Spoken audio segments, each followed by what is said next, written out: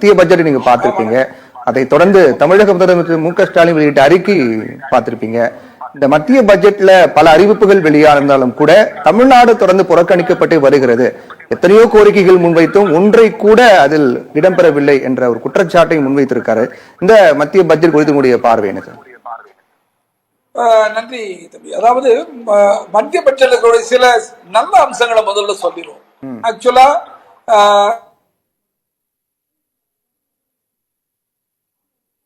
விலக்கு 12 லட்சம் ரூபாய் வரைக்கும் 12,75,000 ரூபாய் வரைக்கும் யாரு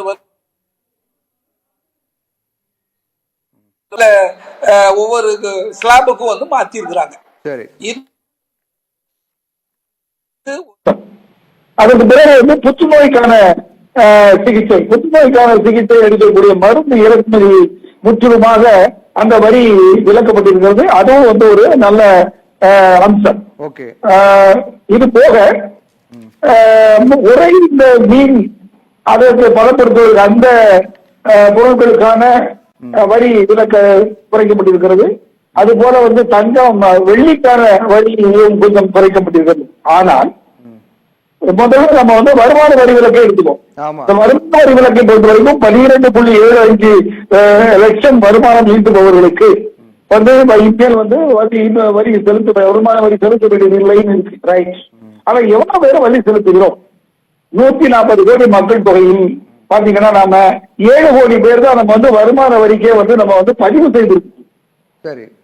7 கோடி பேர். அந்த 7 கோடி பேர்ல 1.5 கோடி பேர் தான் வந்து வரியே கட்டுறாங்க.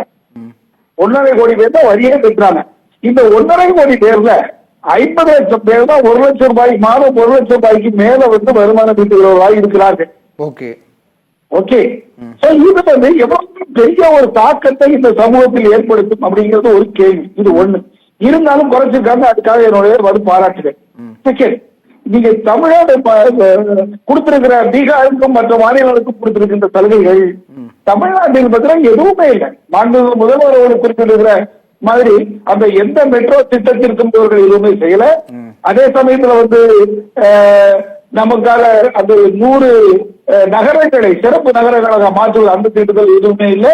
இப்படி எந்த திட்டத்திலும் முழுக்க தமிழகம் ஒருவேளை மறைக்கப்பட்டிருக்கிறதோ திரையிட்டு அப்படிங்கிற ஒரு மிகப்பெரிய கேள்வி நமக்கு எழுகிறது.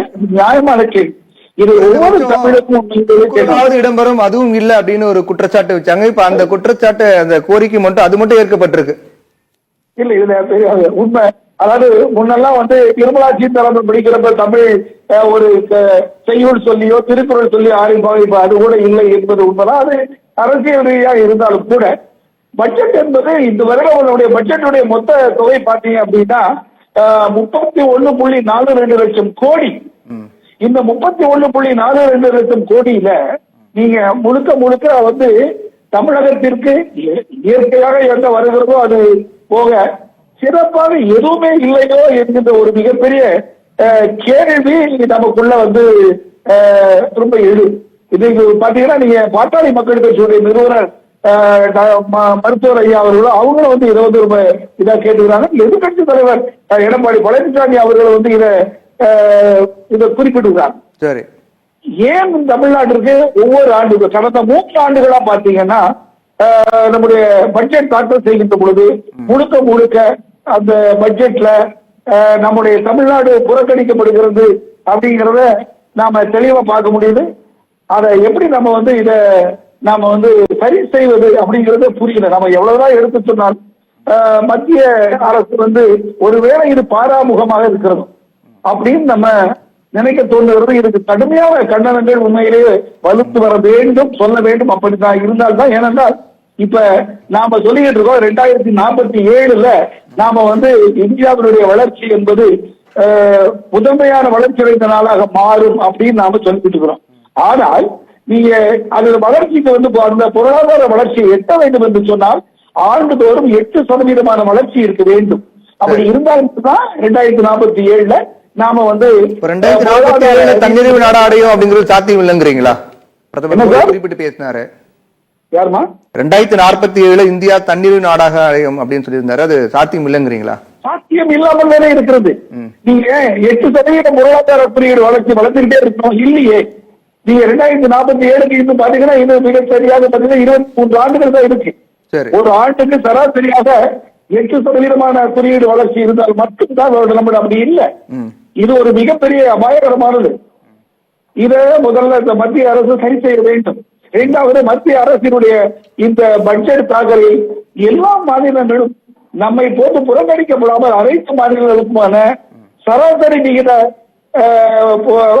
வருமானத்திற்கு ஏற்ற நாம் கொடுக்கின்ற வருவாய்க்கு ஏற்ற நம்முடைய பங்களிப்பு அவர்களுக்கு வந்திருக்க வேண்டும். அதை அவர்கள் சொல்லியிருக்க வேண்டும். ஆனா நீங்க பொருளாதார அறிக்கை தாக்கல் பண்ணுகின்ற பொழுது பாருங்க, 2 விஷயங்களை அவங்க நல்லா சொன்னாங்க. ஒண்ணு, பொருளாதார அறிக்கையை பொறுத்த வரைக்கும் தமிழ்நாட்டில் கல்வியினுடைய தரம் இந்த 3 ஆண்டுகள் ரொம்ப நல்லா வந்திருக்கு அப்படின்னு சொன்னாங்க. குறு தொழில்கள் மிகவும் நல்லா வந்துட்டு இருக்குன்னு சொன்னாங்க.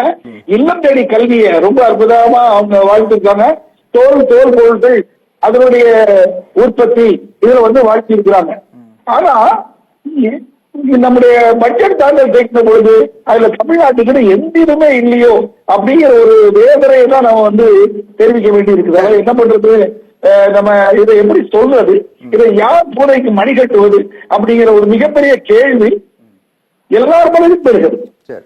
ஒருவேளை அடுத்த அதுல அடெண்டம் அவங்க சப்மிட் பண்ணும்போது எதுவும் சொல்ல போறாங்களா இல்லையான்னு தெரியல.